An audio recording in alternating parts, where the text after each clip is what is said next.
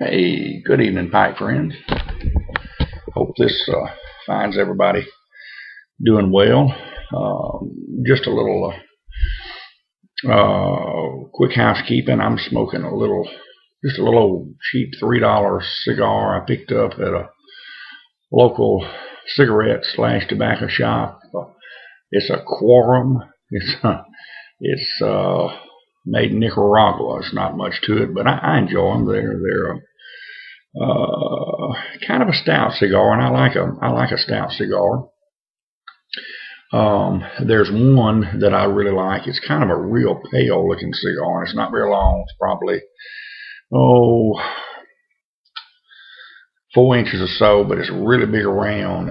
Shop here in town sells them. Like I say, I wish we've got several places that's got some good, really nice walk-in cigar humidors, but we don't have anybody in town blending any pipe tobacco or selling any good tobacco tins. You can find all your, everything from Borkham Riff to, your Carter Halls, Half and Half, Prince Albert, Captain Black, and I like an occasional Carter Hall, Captain Black, Half and Half.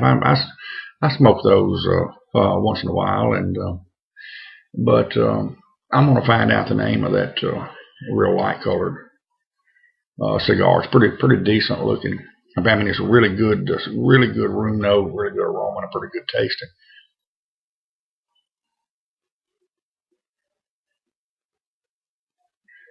I know, and I don't, be honest with you, I don't know if he's still smoking them or not, but he used to smoke one of the best selling cigars.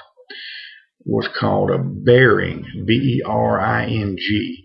Came in little metal tins, and years ago, you used to find them at a drug store here that was called drugstore chain out of Louisiana called K&B Drugs. They sold later to Rite Aid, and I don't know if you can find them.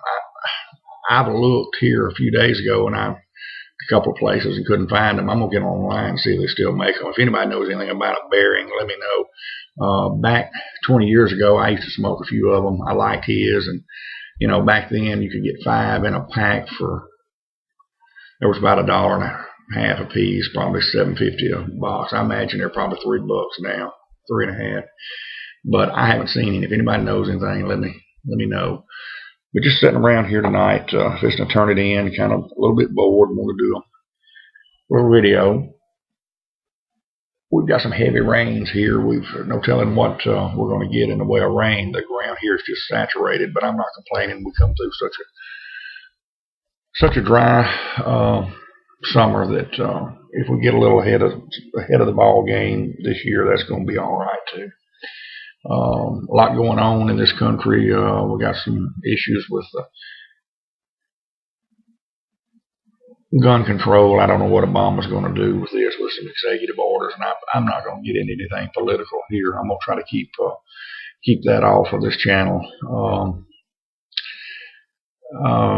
I think there's going to be some serious challenges to any major executive orders. But anyway, I'm going to move on. I'm not going to get, like I say, political. There's so much of that crap on now. You can't turn on the news. I watch Fox, so that should tell you a little bit about what kind of person I am politically. But sometimes I just have to debrief from it all, turn it off, and get away from it. Get on YouTube or get on TV and watch a little Seinfeld or some old Andy Griffiths or some old shows like that. I've run across some old Gomer Pyle shows on YouTube. Here's some full episodes on YouTube. If any of you guys about my age or so remember that and have gotten some really good laughs out of Gomer and Sergeant Carter and some of those. They just don't make good shows much like that. But I've got on a Seinfeld kick here lately, and love to watch Golden Girls and that kind of thing. I've seen about all of them. For a long time, the Soap Network was carrying all the Dallases, but with the new series on, and I haven't really gotten into that new series, but with that on, I haven't seen them. I've got most of the Dallas ones on DVD. I'm missing the last 3 or 4 seasons. Sure hate the passing of Larry Hagman. JR, rest in peace, buddy. Anyway, like I say, just rambling, just bored.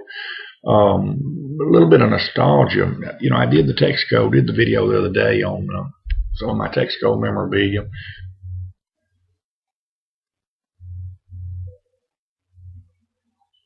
And before, when I was a little boy, of course, my dad was in the Texaco business for years, but before that, he used to build these Stuckey stores across country, and I don't know, he did that up until the mid 70s, I guess, mid to late 70s when he got in the Texaco business. And so as a child, I got to see a lot of the country, several states. Of course, he's been in probably 40 continental U.S. states where they've built them or had some type of remodeling or whatever going on. But I counted up, in the summers, we would go with him, and probably 17, 18 states.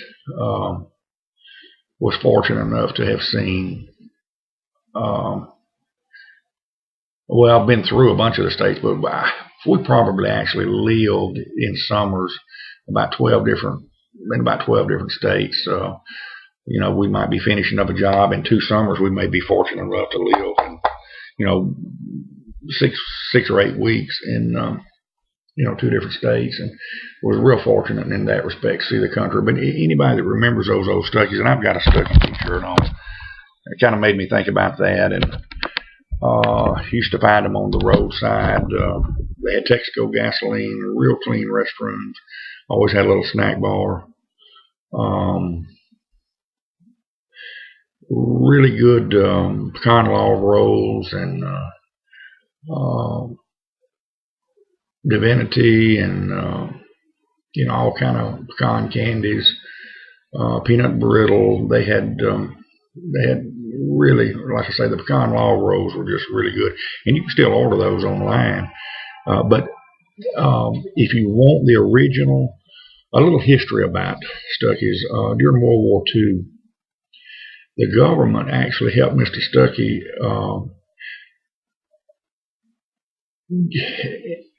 to make a long story short, they actually helped fund him to put in this candy plant in Georgia, Eastman, Georgia. Alfred Henry Sims, you probably know where I'm talking about, Eastman, Georgia. And he put this candy plant in. They were making candy, and the government, he and his wife got a contract to supply chocolates to the soldiers overseas. Well, when the war was over, the government sold him back the plant for just a little of nothing, and he was able to take this and run with it and start supplying. He had a few stores scattered around, very few at that time, maybe a dozen or so, but he started doing this, and I'm losing my train of thought. When Pet Milk bought this company, and really Mr. Stuckey probably has 80 or 90 stores at that time, and Pet Milk Company bought it, and they owned several conglomerates. They had Old El Paso Foods, Musselman Fruit Company. I mean, just several different little subsidiaries, and Stuckey's was one of them, and a very profitable one for them. And they took it to somewhere between 350 to nearly 400 stores.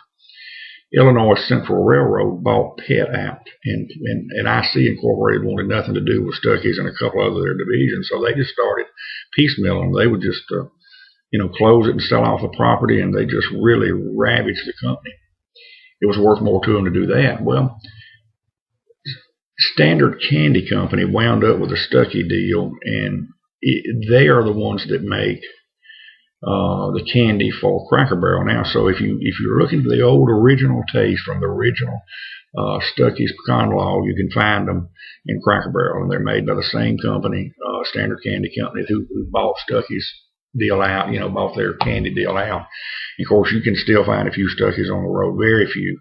Mr. Stuckey's son in the late 80s managed to acquire the name Stuckey's back from Illinois Central Railroad, and but he just never was able to really come back with it on that grand scale. But Cracker Barrel does carry, and I think the Divinity may be the same too. But I do know that the pecan log rolls are the same. But when I was a kid, we couldn't pass the Stuckey's up. I had so many little rubber snakes that, they sold all that, all those novelties and everything. I got a rubber snake everywhere I went. Those little bobbing little ducks that would bob in the water. Mexican jumping beans, just all the little. We couldn't pass one up. My dad, contracting for him, we'd stop at just about every one. And of course, as a kid, I'd always hit mom and daddy up for a toy. And usually, the nine times out of 10, they would usually give in, and I'd wind up with another rubber snake to add to the 20 or 30 that I already had. But and some of the places had pretty good food. They used to have a hamburger called the King of the Road, and that was a pretty good burger for back in its day. But I may start bringing up some old nostalgic, kind of have a discussion board, and we'll talk about some old nostalgic places we knew as children. Anyway, I'm going to wrap it up, and we'll catch you next time. Until then, God bless.